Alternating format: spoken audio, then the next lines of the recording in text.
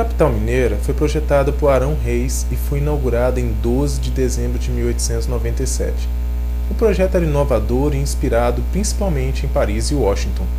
Como aconteceu em Paris, para a construção da nova cidade, o arraial do Curral del Rei teve que ser demolido.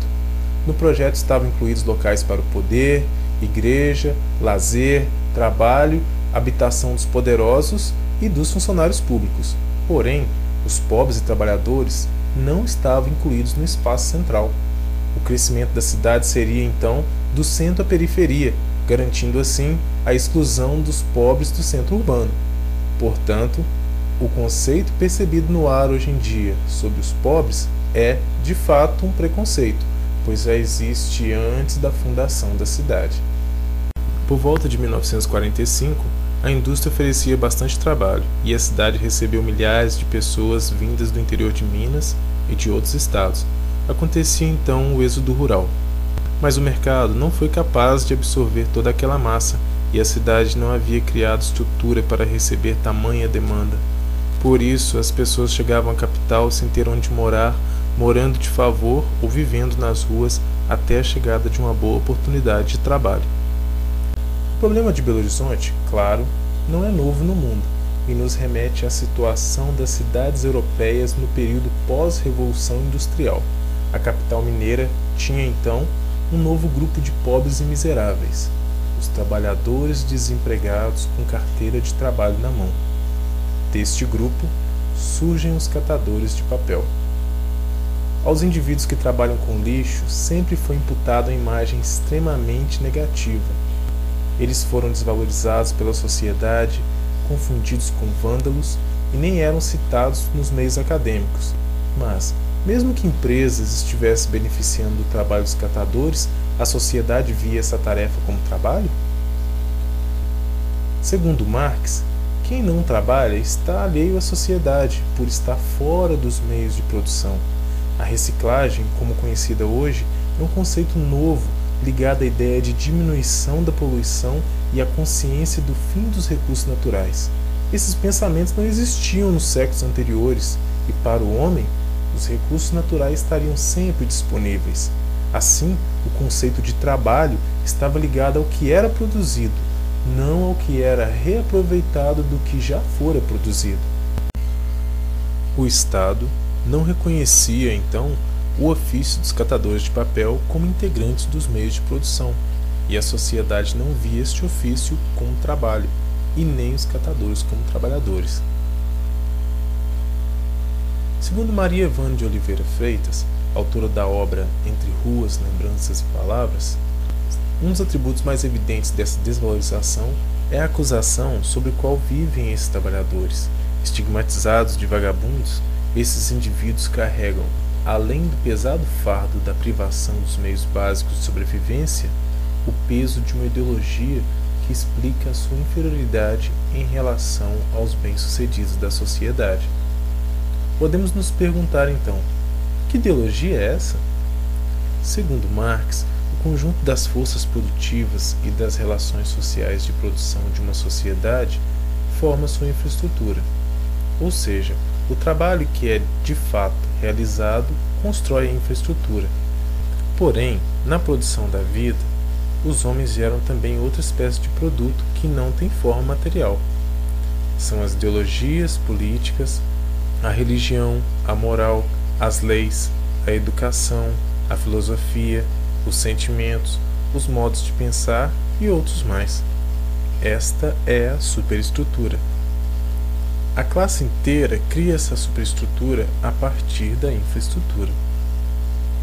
Existiram e existem pessoas pensando a sociedade. Elas manipularam valores e ideologias a fim de colherem fatos e produtos diversos na história. O poder divino dos reis legitimado pela Igreja na Idade Média, as ideologias criadas na formação dos Estados Nacionais e as teorias protestantes em volta da economia são exemplos históricos de tais manipulações.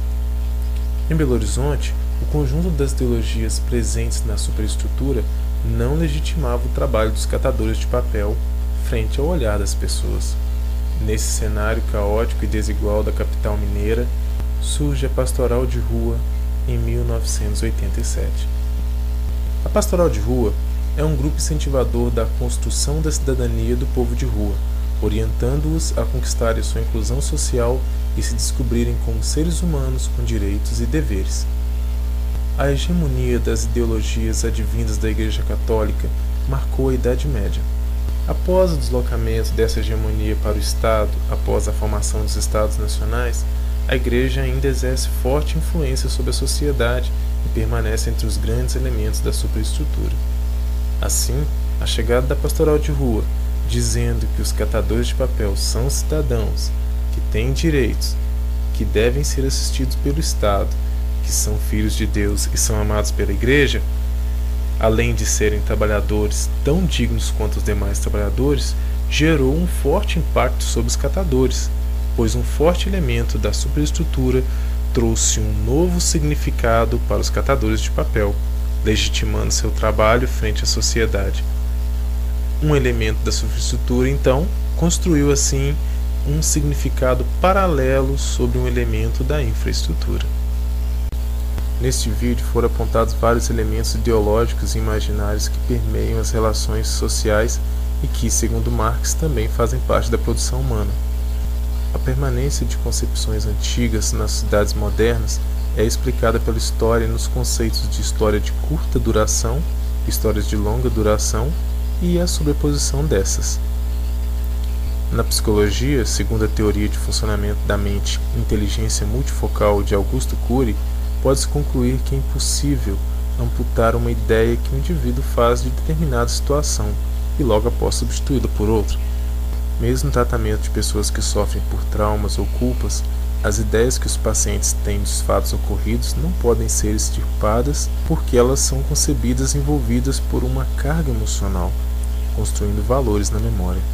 No tratamento, então, como metodologia, cria-se uma nova interpretação dos fatos ocorridos paralelamente à interpretação existente, a fim de diminuir a carga emocional gasta na antes única versão dos fatos. Ou seja, cria-se uma ou mais ideias paralelas à antiga e divide-se a carga emocional. No caso específico desse estudo, a Pastoral de Rua criou uma interpretação paralela à já existente. A nova visão construída pelo catador de papel junto à pastoral chocava-se com a dos olhos dos demais cidadãos e também com a dele mesmo. As ideias eram então concorrentes, pois as novas atitudes dos catadores de papel eram visíveis na sociedade, mas o estigma de marginal ainda estava presente. Nesse sentido, a assimilação gradual é uma realidade. A atuação conscientizadora e representativa da Pastoral de Rua resultaria na criação de uma organização de caráter jurídico, a fundação da Associação dos Catadores de Papel, Papelão e Material Reaproveitável de Belo Horizonte, a ASMARE, em 1º de maio de 1990. Conscientes da realidade, os catadores associados tomaram medidas para construir publicamente uma nova visão dos catadores na sociedade.